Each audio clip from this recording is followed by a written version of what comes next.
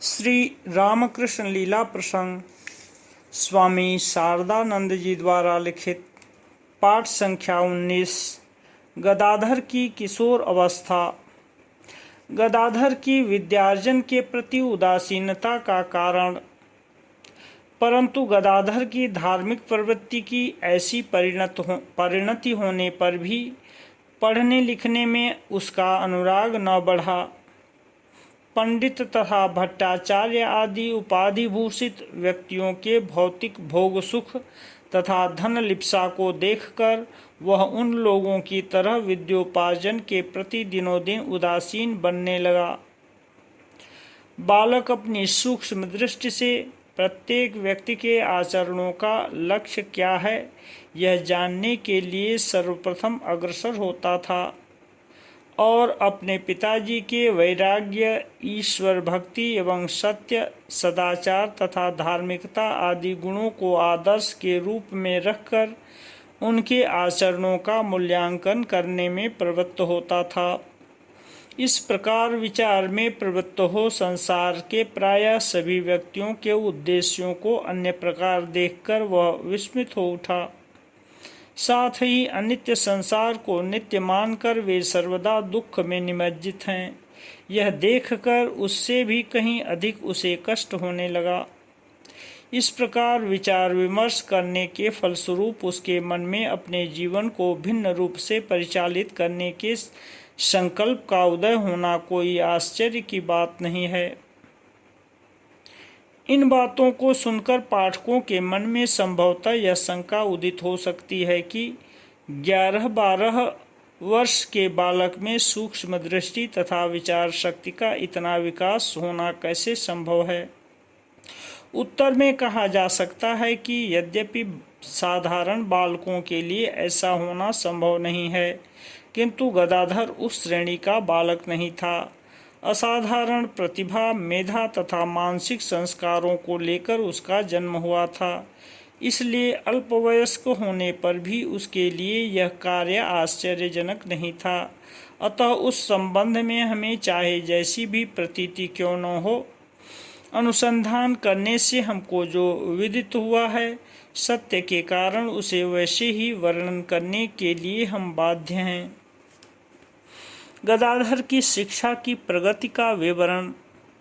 अस्तु, प्रचलित विद्याभ्यास के प्रति क्रमशः उदासीन होता हुआ भी गदाधर पहले की तरह नियमित रूप से पाठशाला जाता था और मातृभाषा में रचित मुद्रित पुस्तकों को पढ़ने तथा लिखने में वह विशेष दक्ष रहता था।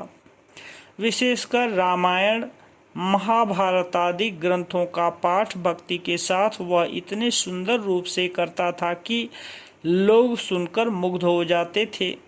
इसलिए गांव के सरल हृदय आज्ञ व्यक्ति उसके मुख से उन ग्रंथों को सुनने के लिए विशेष आग्रह प्रकट किया करते थे।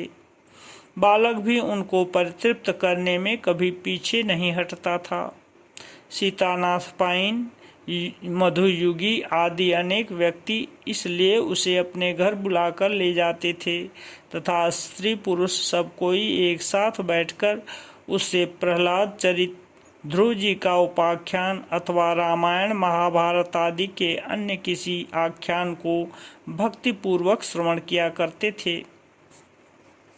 कामारपुकुर में रामायण महाभारत आदि के अतिरिक्त गांव के कवियों द्वारा सरल पद्यों में निबद्ध उस अंचल के प्रसिद्ध देव देवियों के प्रकट होने के वृत्तांत प्रचलित हैं। श्री तारकेश्वर महादेव के प्रकट होने की कथा, योगाद्या की गाथा, वन विष्णुपुर के श्री मदन मोहन जी का उपाख्यान आदि अनेक देव देवियों के अलौकिक चरित्र तथा साधु भक्तों के समीप उनके स्वस्वरूप को प्रकट करने का वृत्तांत समय समय पर गदाधर के कानों तक पहुँचते थे। श्रुतिधर होने के कारण बालक उन विषयों को सुनकर कंठस्थ कर लेता था और उस प्रकार के उपाख्यानों के मुद्रित अथवा हस्तलिखित ग्रंथ मिलने पर वह कभी कभी उनको स्वयं अपने हाथों से लिख भी रखता था। कामारपुकुर के मकान में अनुसंधान करते हुए गदाधर के स्वहस्त लिखित रामकृष्णायन पोथी, योगाद्या का गीत, सुबाहु का गीत आदि प्राप्त होने के कारण हमें यह विदित हुआ है। इसमें संदेह नहीं कि अनुरोध करने पर उस समय बालक उन उपाख्यानों को अनेक बार पाठ तथा आवृत्ति कर गांव के सरल हृदय नर नारियों को सुनाया करता था। गणित शास्त्र में बालक की उदासीनता की चर्चा हम पहले ही कर चुके हैं, किंतु पाठशाला जाने पर उस विषय में भी उसकी थोड़ी उन्नति हुई। हमने सुना है कि गणित में उसकी शिक्षा जोड़, बाकी भाग और कुछ कोष्टक तक ही अग्रसर हुई थी, परंतु 10वें वर्ष में प्रविष्ट हो ध्यान करने के फलस्वरूप जब उसे बीच बीच में उपरोक्त प्रकार की समाधि लगने लगी, तब उसके अग्रज राम कुमार जी प्रमुख घर के सभी लोगों ने यह समझकर कि उसे वायु रोग हो गया है, उसकी इच्छा अनुसार पाठशाला जाने तथा शिक्षा प्राप्त करने की स्वतंत्रता दे दी। इसलिए किसी विषय में उसकी शिक्षा की प्रगति नहीं हो रही है, यह देखकर भी शिक्षक उससे कभी कुछ नहीं कहते थे। सारांश यह कि गदाधर पाठशाला की शिक्षा में और अधिक अग्रसर न हो सका। रामेश्वर तथा सर्वमंगलाकार विवाह। इस प्रकार 2 वर्ष बीत जाने पर क्रमशः गदाधर 12वें वर्ष में प्रविष्ट हुआ। उस समय उसके मझले भाई रामेश्वर की आयु 22 वर्ष तथा छोटी बहन सर्वमंगला की आयु 9 वर्ष की हुई। रामेश्वर को विवाह योग्य देखकर श्री राम कुमार जी ने कामारपुकुर के समीपवर्ती गौरहाटी नामक गांव के श्री राम सदय बंदोपाध्याय की बहन के साथ उसका विवाह करना निश्चय किया तथा राम सदय जी का अपनी बहन सर्वमंगला के साथ विवाह निश्चित किया। इस प्रकार एक ही घर में दोनों का संबंध होने के कारण कन्या पक्ष वालों को धन देने के निमित्त श्री राम कुमार जी को चिंतित नहीं होना पड़ा। राम कुमार जी के पारिवारिक जीवन में उस समय एक और भी विशेष घटना उपस्थित हुई। युवावस्था व्यतीत हो जाने पर भी उनकी सहधर्मिणी को गर्भ संचार न होने के कारण सभी ने उन्हें अब तक बांझ मान रखा था। उनको उस समय गर्भवती देखकर परिवार वर्ग के मन में आनंद के साथ ही साथ शंका का भी उदय हुआ, क्योंकि गर्भधारण करने पर उनकी पत्नी की मृत्यु होगी। यह बात उनमें से किसी ने राम कुमार जी से इससे पूर्व ही सुन रखी थी। अस्तु। गर्भवती होने के बाद राम कुमार जी की पत्नी के स्वभाव में परिवर्तन। पत्नी की गर्भधारण करते ही श्री राम कुमार जी के भाग्य में विशेष परिवर्तन उपस्थित हुए।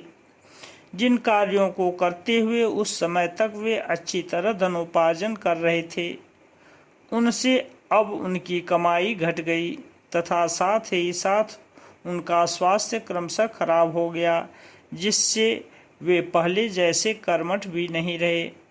उनकी पत्नी का व्यवहार भी उस समय भिन्न प्रकार का होने लगा। उनके पूज्य पिताजी के समय से उस घर में यह नियम चला आ रहा था कि बीमार व्यक्ति तथा जिस बालक का यज्ञोपवीत संस्कार नहीं हुआ है उसे छोड़कर और कोई भी श्री रघुवीर के पूजन से पूर्व जल ग्रहण नहीं कर सकता था। राम कुमार जी की पत्नी जब उस नियम को भंग करने लगी, तब अमंगल की आशंका से घर के लोगों द्वारा उसके प्रतिवाद किए जाने पर भी उन्होंने उनकी बातों पर कोई ध्यान नहीं दिया। छोटे मोटे विषयों को लेकर परिवार के लोगों के साथ उनका संघर्ष होने लगा। यहाँ तक कि श्रीमती चंद्रा देवी तथा अपने पतिदेव के कहने पर भी उन विपरीत आचरणों से वे निवृत्त नहीं हुई। गर्भावस्था में स्त्रियों के स्वभाव में परिवर्तन होता है।